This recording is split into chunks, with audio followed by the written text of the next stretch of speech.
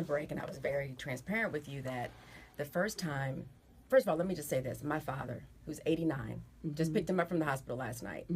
The most kind, gentle, precious soul. He's always been. My mother we lost when I was 50, when she was 55. I was 22 years old.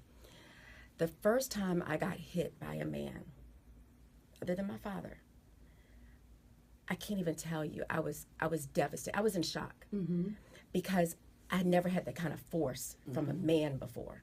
Now, you know, my mom would tear me up with a belt, like a lot of us got, right? Okay. But my father never, ever put his hand on my face. Right. And I can remember being so shocked and embarrassed and feeling shame. And I spoke to his mother, and she said to me, be careful what you say to a man. Gosh. And that did something to me.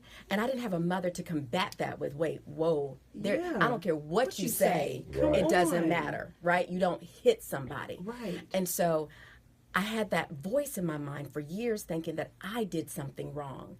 So I'm going to tell you, if you're out here and somebody is touching you, beating you, hitting you, emotionally, physically, verbally abusive to you, there is no excuse. None. None.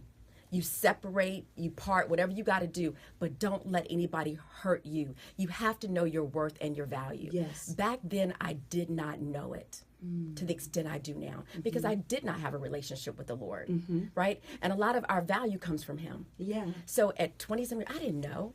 And so I walked around with shame, scared to tell my family, scared to tell my friends.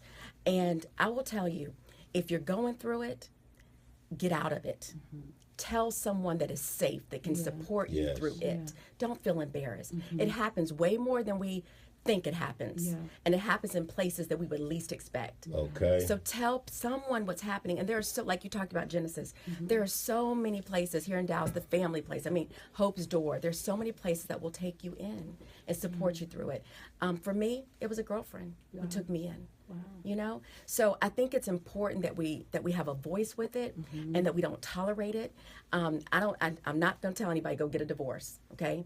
But I will tell you that if it's going on, at least separate. Right. And both people got to work through it and get the help they need. Yeah. Because that is not acceptable. You have to love yourself enough to do something for you. Yes, And absolutely. something else you said was it was generational. You know, I Yes. talk to Erica all the time about really hearing God as a kid saying, you the end of, you are the new generation and you won't have the same problems this last generation had. Like I heard God tell me that, and I really knew around 10 that I would break all the generational curses in my family, but I'm the exception to the rule. I was going to say, now how did you know that? How did you know?